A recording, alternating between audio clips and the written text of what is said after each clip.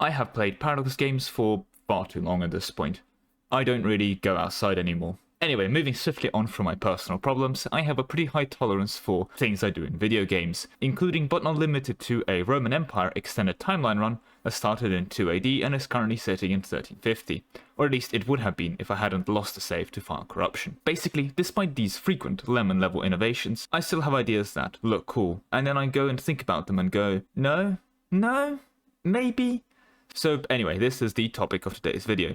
Runs that I had planned that would be cool conceptually, but I did not do them due to a general desire to live and go outside sometimes. They are vaguely organized by difficulty of both in-game difficulty and will to live difficulty, namely that you do have to maintain your motivation as you are partaking in these endeavors. And before we get into the runs themselves, just a quick little thing to get out of the way. A massive subscriber milestone is very well within sight. We've crossed 49,000 and have kept going, so 50,000, half of 100k is right around the corner. I know it remains a tough challenge, but I believe we can do it. But with that said, that's enough self-shilling. Let's get into run number 1. And for that, we're actually going to be returning to Crusader Kings 2, not Crusader Kings 3. Don't worry, for our Crusader Kings 3 enjoyers out there, there will be a Crusader Kings 3 challenge as well. So why are we here in Crusader Kings 2? Well, it's due to how realm size and more specifically realm slots work in this game. So I've loaded into 769 here on the earliest start date. Let's pick any character for this demonstration. I've gone with an old favorite of mine, this guy in Wessex, and the reason for that is actually he's one of the few people that starts with primogeniture just automatically auto-selected,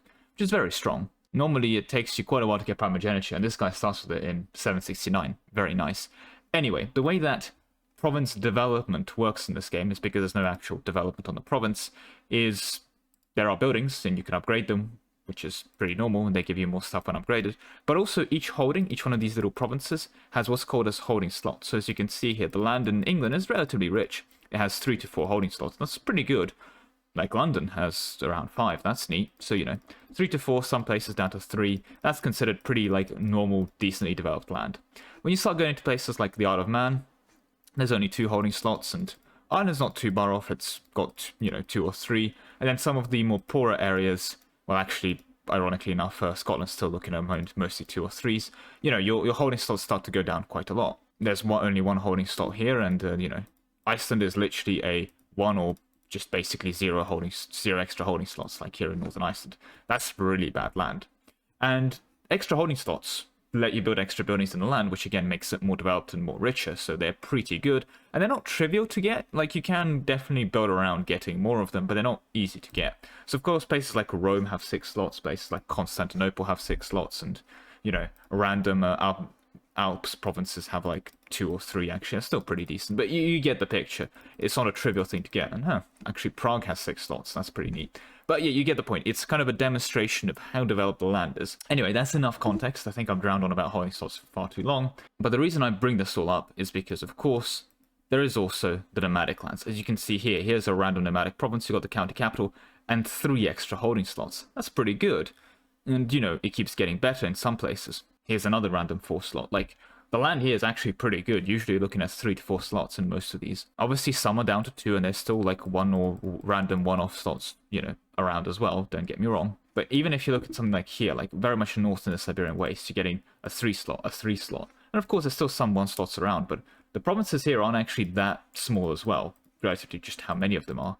So the Siberian land is surprisingly relatively rich. Like, if you actually look at just the province count in this vague area, and bear in mind some of these are like literal 3 slots as well. So, still a decent chunk of 1 slots, don't get me wrong, and a couple of 2 slots. But if you actually just look at the general province count of this area and then compare it to, say, the England province count, it's surprisingly comparable. And we're talking about a small little chunk of the nomadic frontier here. The entire area with tribal and basically think of Greater Russian Empire in terms of borders is ridiculously massive in terms of the actual land provided. There's just nothing there, so you have to build all of it. And hence the challenge: tame the CK2 steppes. See, Crusader Kings 2 hordes are really, really strong, and when you do want to fight them as someone like tribal, most of your units are light infantry. And hordes, their armies, are mainly composed of cavalry archers, and, heavy cavalry. So, your light cavalry, your heavy cavalry, and cavalry archers. All 3 of those are really good at fighting hordes of infantry, which is what most of tribal armies actually are, just loads and loads of light infantry. So, in essence, nomads are really good at smashing tribesmen. And it also means that even if you do settle and become feudal, you get loads of heavy infantry, which is again great at fighting light infantry, but it's not good at fighting cavalry. Now, we'll touch upon the ways to approach this, but what I want to very quickly go over again in terms of like the actual challenge itself is that if we look at basically this nomadic frontier, and hey, you'd even have to drive the Chinese out and their protectorates as well. Basically, the challenge involves settle this all as feudal, and all of these holding slots, some of them are only 1 or 2 slots, but some are even 3. Again, click it on here and you get some random 4 slots in around, you get the picture. Develop and build all of this land up to feudal. This is going to cost you an insane amount of money, but it's going to make you an insane amount of money as well in the process, because you're just going to have so many colonies, basically. Go to these lands, settle them, build the castles, build the churches, build the market towns, and settle Siberia. Sword in one hand, vodka bottle in the other. That is basically the challenge for the #1 slot. This entire nomadic area and even the tribal bits, just take over the whole thing and make it your own. Make it your glorious feudal realm. Don't conquer another feudal realm, carve out your own one. Now, when it comes to approaches for this, in the most role-playing way possible, of course, would have to be some Slavic or Russian culture. Now, Russian isn't actually a thing yet, that's not invented, so Bohemian is probably the closest, but there's a lot of options as well for you to pick up. Again, Russian doesn't exist yet, they haven't become a thing. But while a Slavic group culture would be the most roleplay-esque one, well, I have a proposal for another culture. A culture that is also steeped in the traditions of living in really, really bad lands and making the best of it. Another culture steeped in alcohol-based poverty. Another culture steeped in fighting off hordes of invading troops. I am, of course, referring to the Scottish, who still don't actually exist again because the Picts are here and then the Irish are kind of also here, so the Scottish also don't exist. But indeed, the Scottish. Abandon the lowlands and the highlands and make the Siberian lands. Go become a Scottish, like probably start as a Viking, conquer into Scotland, become Scottish as a Viking, and then set up and feudalize in probably around Novgorod area, and have that as the capital of your beautiful, beautiful empire that goes and makes this land good. The reason Scottish is also a great culture for this very specific purpose is, of course, the Scottish unique troop is their pikemen. And pikemen are really, really good at fighting horses. So you'd have like the whole roleplay-esque of Scottish people coming down and destroying the nomadic hordes and civilizing the land, which I think sounds beautiful, and hence would be my recommendation for anyone attempting this kind of mega project of turning the nomadic wastes and the tribal Siberian wastes into a place of a beacon of civilization. It's a truly more unique way of playing CK2 because it's a lot more actual building and economic build-up that you don't really get in this game. Normally it's just conquer, and blob. So that's there. And there is also the extra late game challenges. Genghis Khan's going to come up around, China's going to do their things. You have a lot of people to smack and fight in your glorious Scottish Russian Empire. But I believe I've spent too long talking about the CK2 run already, so I'll leave it here, and we're going to move on to the next challenge. And this takes us to a newer game, Crusader Kings 3. I have just a challenge for you, and this one is a lot more open-ended as before. I would, however, still recommend starting the earliest possible start date, 867. And as always, any character is allowed for this run, which means that you have to legally consider this person as your #1 optimal choice, as always. But this campaign is more built around the fact that de jure drift is a much more dynamic system in CK3 than is in 2. Now, CK2 still had dynamic de jure drift, but in CK3 there's a lot more tools around manipulating it. You can literally set your council to go out and de jure drift provinces for you, and there's entire mechanics around like getting a legend to immediately de jure drift an entire kingdom into your empire rank. So what is the campaign goal? Well, I'm going to start as this chap because he actually starts with the province that I would desire in question, namely the Isle of Man, or we can actually start as the Isle of Man guy. See, a pretty underrated but I think very cool feature inside of Crusader Kings 2 and 3 is the ability to create custom realms. So, for example, as you can see here, the Earldom of Mon, or the Earldom of Man, is part of the Duchy of Man. And if you create that, which I've already owned most of things apart from the money, be able to become the Duke of Man, I'll be able to create a custom kingdom. The Kingdom of Man, and then instead of the Empire of Britannia, I would like to create the Empire of Man. And here's where the funny begins, because outside of the funny references to Warhammer 40k, the challenge itself to dynamically de jure drift as many kingdoms and as much land, if not ideally the entire world, before they go and add China and make this challenge even more painful, because I think that's what they're working on in the next update, and by think I mean they pretty much told us. Well, de jure drift as much land as you can into the Empire of Man. Ideally, the challenge is to drift the entire world to be part of the Empire of Man for the true roleplay experience. I will allow a custom character, because I think in this specific case, making an immortal ruler for that starts as an adventurer in the Isle of Man, and using his adventure things becomes the ruler of the Isle of Man, or just the starting immortal guy in the Isle of Man, role-playing for the full 40k experience, who then drifts everyone into him, I think is quite a cool setup, if you're doing this at home. And again, a lot of these rules, if you don't like something, change them around for your thing. It's not like an enforced challenge. But that's basically the idea. How big can you make the de jure Empire of Man by drifting people into it? Because it's not just the fact that you have to conquer land. You have to hold it long enough to both get the stable rule, like de jure drift stuff, and use your counselor. I don't think I actually have this option here because I'm not independent, I don't believe. So on to just de jure drift the provinces. So yeah, there's normally a button here for that. Which again, does take a hot second, but there are some tools to achieve it instantly, and things like the Dynasty Renown stuff, which I don't start because I'm not actually the Dynasty head guy. That's this person. My daughter's my Dynasty head. Fascinating. Anyway, interesting starting. Normally have access to that. Also have boost to de jure drifts and that kind of mechanics. So those are my recommendations. You can definitely make a build around it, which you probably should do if you are partaking in this adventure. But yes, that is basically the challenge. How large can you make the custom Empire of Man? Doesn't have to be Man. You can also do it as the Roman Empire for full LARP, or frankly pick an empire, any empire that you want to make your giga big. Classic options, of course, will be just to make the Empire of Britannia even bigger. You start with a bigger, well, you start with the UK basically as an empire and make just Britain rule the world, quite literally. France, Big Blue Blob is a classic.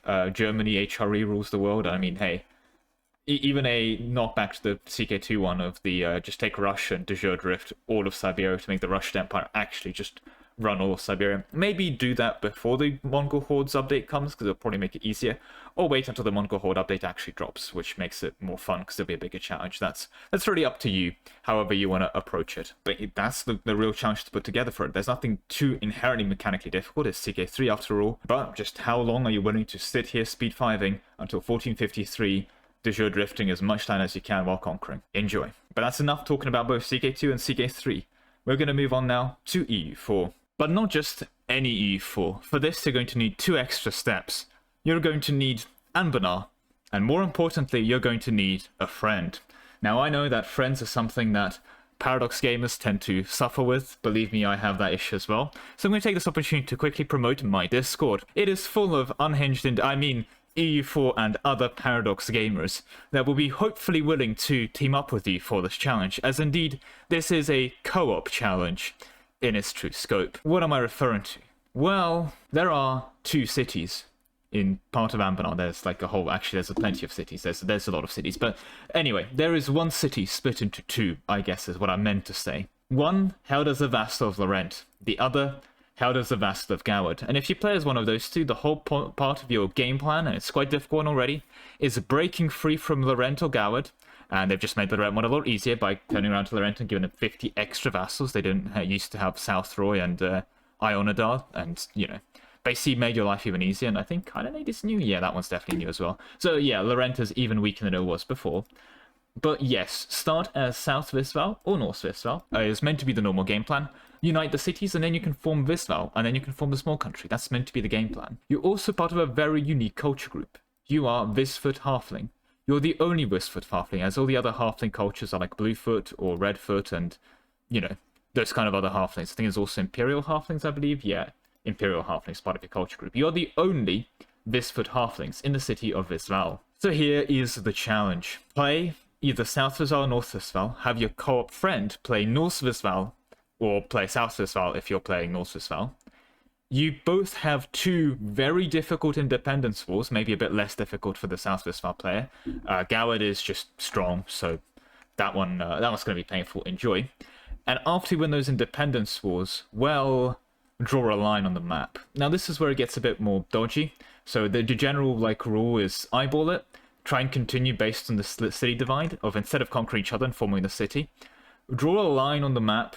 I'm roughly going here, following this line, probably around these provinces here. So if we're playing North Visval, I'll mark, so this one goes to North, North, North, North, North, North Visval. The strip is a dodgy one. I think it looks ugly for both, but I think it's better to North Visval, and then continue the line down this river. So BPEC, the line goes down here, but in general, try and normalize it.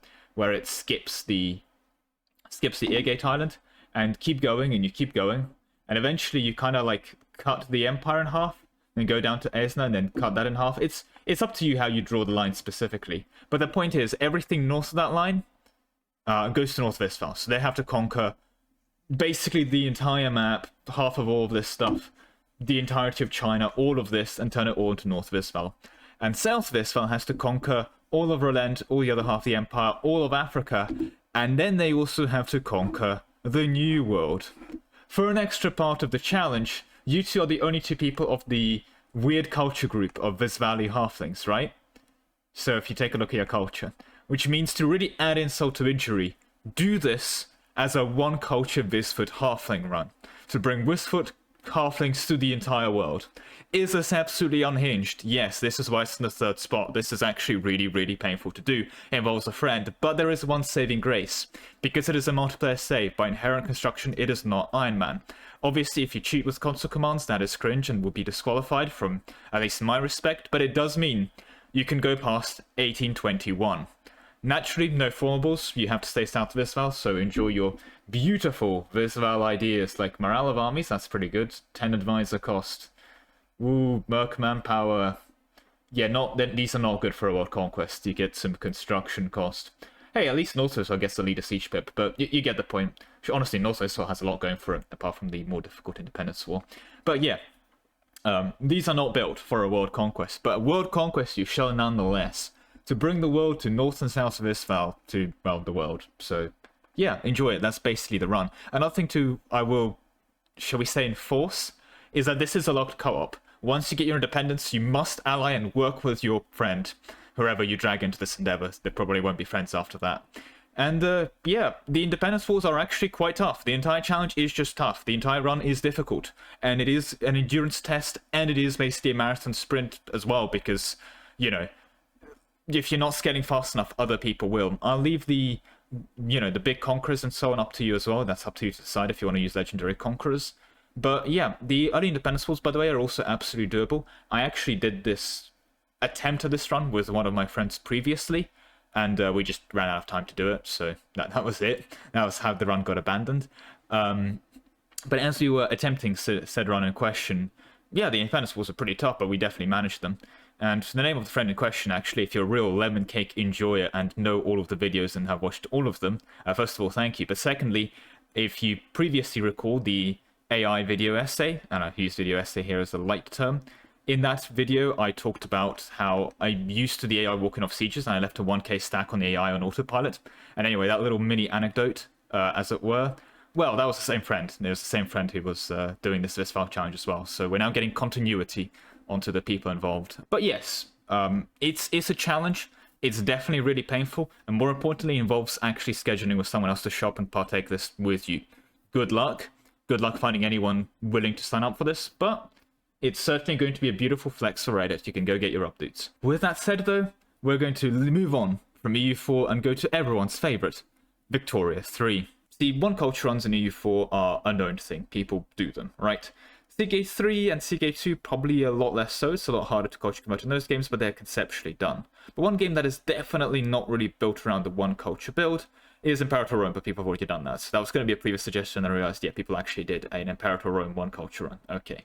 Anyway, the actual suggestion is Victoria 3, American one culture. It is the ultimate melting pot, and USA is a really strong nation, but conquer the world in America as America, already not a trivial task, because Victoria 3 involves, well, a relatively difficult time conquering. It is not a game built for a world conquest, but carry out a world conquest as America, and then after you've done that, convert the entire world to American culture. You are, of course, the ultimate melting pot, so there's a bunch of roleplay around that. Becomes the United States of Earth for your Futurama gameplay.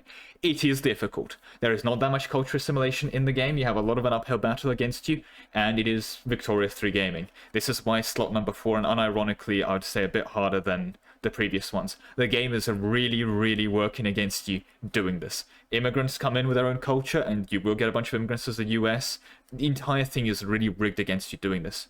But that is going to be it for the challenge number 4. We're finally going to move on to the ultimate, final idea that I've had that I'm just not brave enough to partake in. I'm of course referring to, well, every video game, because this is a mega campaign. Well, a mega campaign idea, and I would suggest you play Crusader Kings 3, and frankly, I'd also probably suggest waiting until the update where they add China and Japan, and hope that they update the conversions from CK3 to EU4, or wait until EU5 comes out for this run and hope there's a CK3 to EU5 conversion. But anyway, the campaign plan is the ultimate rise from nothing idea. Start in 867, the earliest start date, and begin as a wanderer.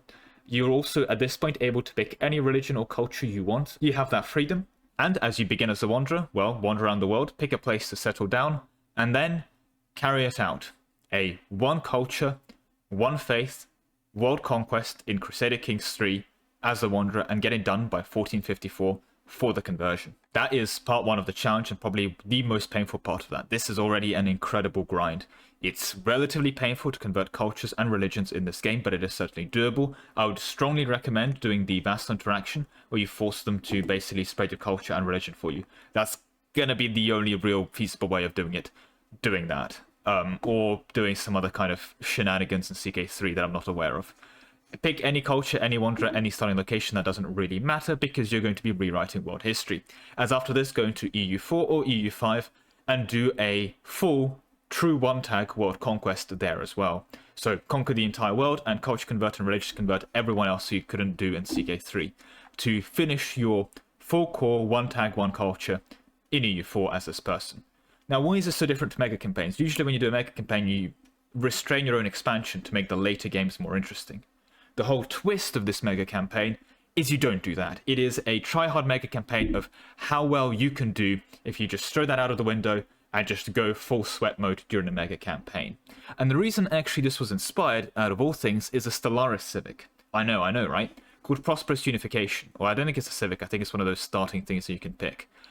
And the idea behind that is that if you finish the world conquest in EU4, even if you did it in like 1821, well, your total conversions are going to walk into Victoria 3 and Hearts of Iron 4, or Victoria 2 and Hearts of Iron 4, with a world already united, a world fully cored, a world united in their cultural vision and religious identity.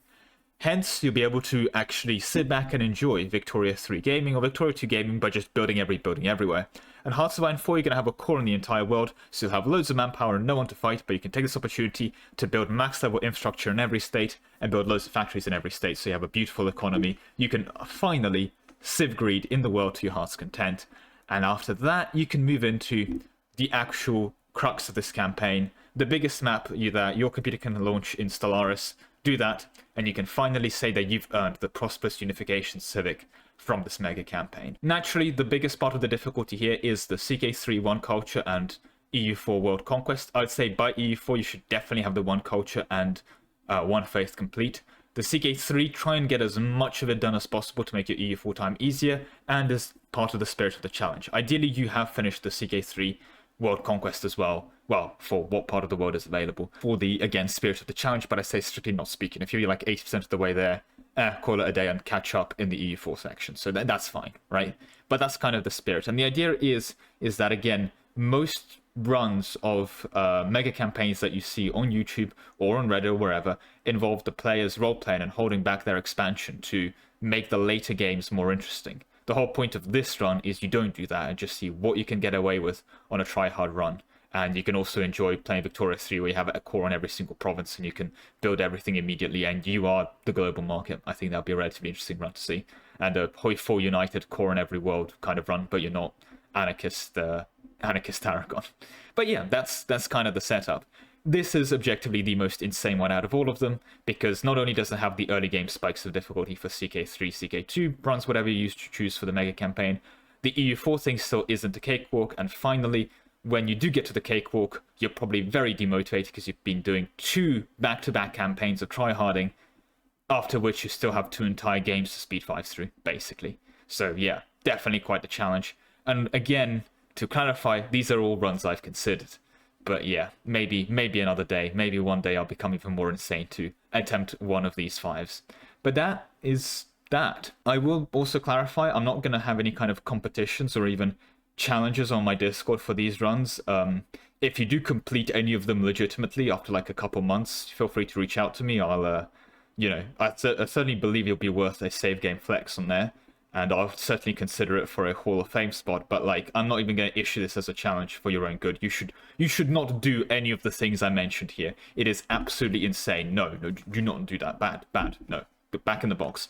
But they are conceptually quite cool, and if you are masochistic enough to partake in them, well, I can only commend you for your dedications to wasting your time for internet points. With that all said, though, that is going to be all the time I have for today. Thank you very much for watching, with a special thank you to my channel members, especially Ark, Solar, W Haste, Still Star72, Lord Zendikar, Nick Fassbender, Manhattan, Nick Huss, The Awesome Rabbit, Best Pro Gaming, Grandma Flavia, Connor, Andrew Sauberg, Decky, Sov, Mob Killer, Anthony35, AC Napo, Glorious Leader, Zerkis, and Mr. Kubeshock.